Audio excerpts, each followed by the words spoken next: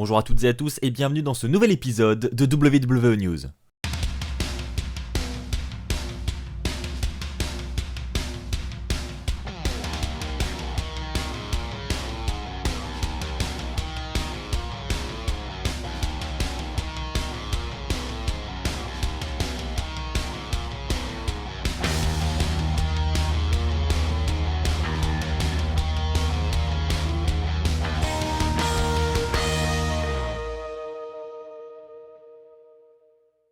C'est Axel de la chaîne WWE Fan France, j'espère que vous allez tous très bien, on se retrouve pour une nouvelle vidéo news. Dans cette vidéo je vais revenir avec vous sur les 4 news les plus importantes du moment. J'espère que ce déconfinement progressif se passe bien pour vous, j'espère que vous retrouvez petit à petit une vie normale. Je vais de mon côté continuer d'essayer de vous divertir chaque semaine avec premièrement cet épisode de news, mais aussi dès demain avec le premier épisode du documentaire sur le dernier voyage de l'Undertaker.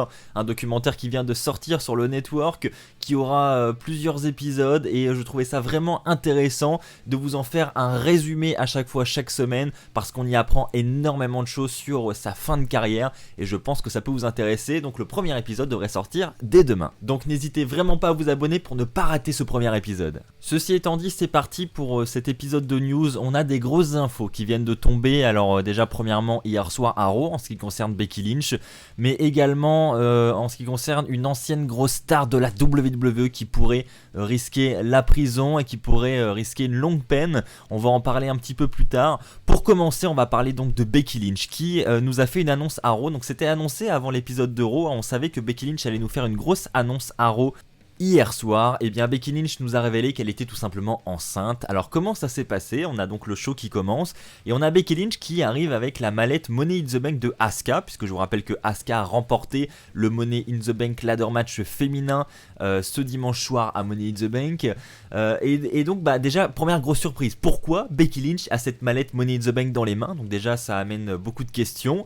Donc Becky Lynch va ensuite poser cette mallette sur une table au milieu du ring, va prendre le micro et elle va commencer à nous dire qu'elle a passé du bon temps, etc. Mais qu'elle doit partir sans donner de détails. Et on a ensuite Asuka qui va arriver, la musique de Asuka retentit, Asuka monte sur le ring. Et on a Becky Lynch qui lui dit que en gros elle pense avoir une opportunité Asuka pour le titre féminin, mais ça n'est pas la réalité. Becky Lynch va ensuite ouvrir la mallette Money in the Bank et à l'intérieur de la mallette on va voir qu'il y a le titre féminin de Raw. Et donc là on se dit mais qu'est-ce qui se passe quoi? Et donc Becky Lynch va ensuite dire à Asuka, donc tu n'as pas gagné une opportunité pour le titre féminin d'Euro, tu viens de gagner le titre féminin d'Euro et ça personne ne le savait, mais à Money in the Bank dans cette mallette il y avait le titre et donc la superstar qui décrochait cette mallette allait devenir championne. Donc c'était ça la surprise en fait. Et le segment va se conclure avec Becky Lynch qui va dire que The Man va devenir The Mom, en d'autres termes, The Man va devenir une maman et donc elle révèle à tout le monde publiquement qu'elle est enceinte avec son compagnon Seth Rollins.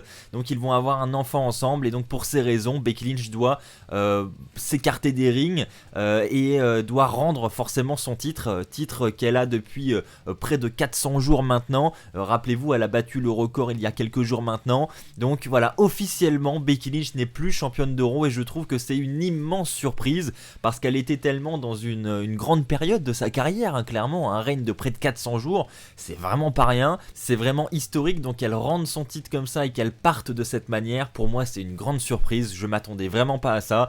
Honnêtement, avant de voir Raw, je pensais pas me réveiller ce matin avec une news comme ça, donc c'est tant mieux pour elle, c'est une excellente nouvelle. On voit qu'elle est heureuse d'un côté, mais qu'elle est un peu triste de l'autre de devoir laisser ce titre et de quitter ce milieu qu'elle aime tant, ça se voit. Donc franchement c'est magnifique, ça restera tout de même un moment historique de la WWE.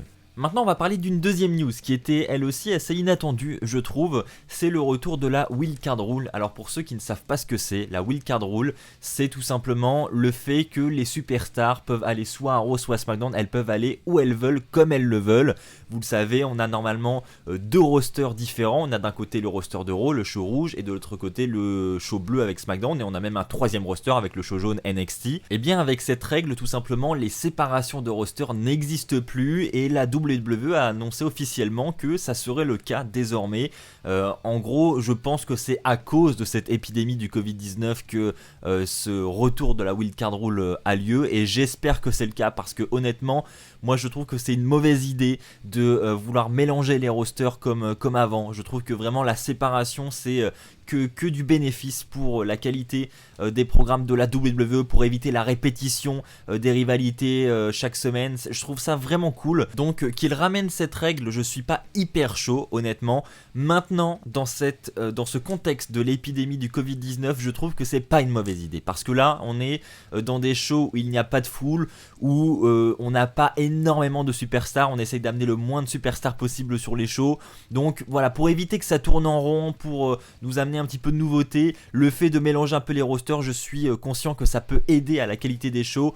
Et pour ces raisons, je trouve que c'est pas une mauvaise idée. Donc j'espère que ce concept du Wildcard Rule restera seulement durant cette épidémie, et que quand les shows vont retourner à la normale, on se détachera de ce concept et qu'on reviendra à des rosters bien séparés. C'est tout ce que je souhaite. Mais en tout cas, j'insiste, je trouve que c'est loin d'être une mauvaise idée dans le contexte actuel. Le concept va d'ailleurs commencer dès la semaine prochaine, lorsque Drew McIntyre va affronter King Corbin dans un match où King Corbin lui vient de SmackDown tout simplement. Donc le titre de Drew McIntyre ne sera pas en jeu évidemment, mais en tout cas on aura un premier affrontement Raw contre SmackDown. Ça c'est assez cool, on va encore voir de la nouveauté, donc point positif. Parlons maintenant de SummerSlam qui ne sera pas le prochain pay-per-view de la WWE, parce que je vous précise qu'on aura Backlash avant. On a d'ailleurs un match entre Randy Orton et Edge qui vient d'être annoncé à Raw cette semaine, où on aura un match simple tout simplement entre les deux lors de Backlash.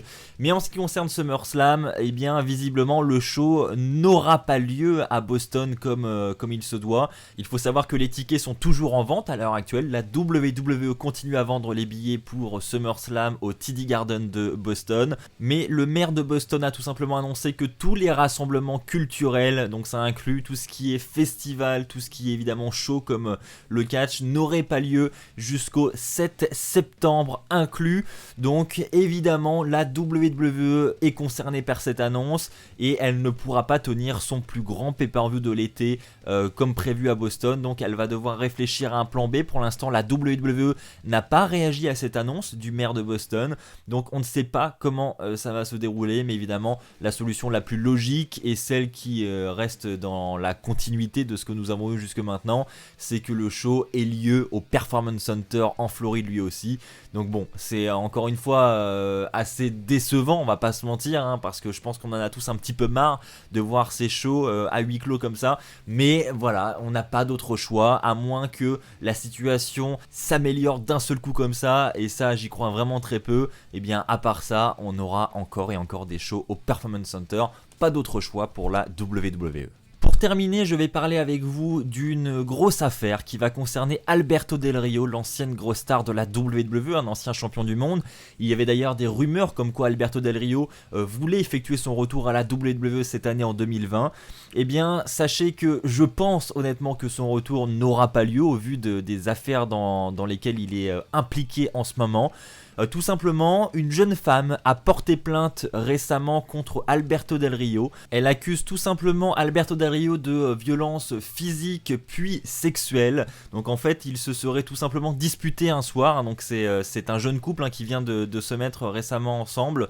Et donc Alberto Del Rio un soir lui a demandé si elle était infidèle. Et la femme lui a répondu tout simplement que non. Alberto Del Rio ne l'aurait pas cru. Il aurait vraiment cru que la femme était infidèle, qu'il était trompé.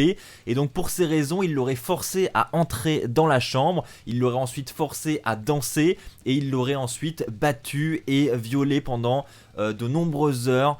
Donc voilà, ce sont les détails qui ont été donnés à la police. Donc Alberto Del Rio a été arrêté immédiatement, mais il a été relâché quasiment aussitôt puisqu'il a payé une caution de 50 000 $.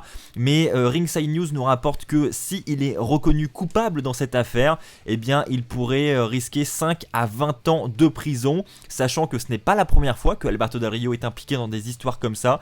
Donc il risque vraiment très gros. Et puis en plus de cela, vu vu que cette affaire vient de paraître dans la presse, eh bien d'autres affaires ressortent en ce qui concerne Alberto Del Rio. Effectivement, c'est TMZ qui nous rapporte cette information. Il a fait l'objet d'une arrestation en août 2019 pour voie de fait grave avec une arme. Et donc il était de la même façon sorti de prison quasiment aussitôt parce qu'il avait payé une caution de 20 000 $. Mais là, il enchaîne les affaires Alberto Del Rio. Donc est-ce que la caution va une fois de plus le sortir d'affaire? C'est la question qu'on peut se poser. Ce sont des faits très graves, donc si l'affaire est prouvée, si on prouve que Alberto Del Rio a vraiment commis ces actes, il pourrait effectivement risquer très gros, et comme je vous l'ai annoncé précédemment, ça serait entre 5 et 20 ans de prison pour l'ex-superstar de la WWE. Donc clairement ce n'est pas rien, et je pense que maintenant que la WWE a connaissance de cette affaire, son retour à la fédération 2020, je doute qu'il ait lieu, mais je doute vraiment beaucoup. Voilà les amis, c'est ainsi que va s'achever cette vidéo WWE News, j'espère qu'elle vous aura plu. Si c'est le cas, comme d'habitude, je vous invite à lâcher un pouce bleu. Je vous invite également à vous abonner pour ne pas rater les futures vidéos qui sortiront sur la chaîne. On se retrouve très vite, et dès demain pour cet épisode sur l'histoire de l'Undertaker, sur sa fin de carrière. Donc j'espère que vous serez en rendez-vous. D'ici là, portez-vous bien, et puis comme d'habitude, n'oubliez pas, soyez toujours très fiers d'être fan de catch. Allez, bye tout le monde.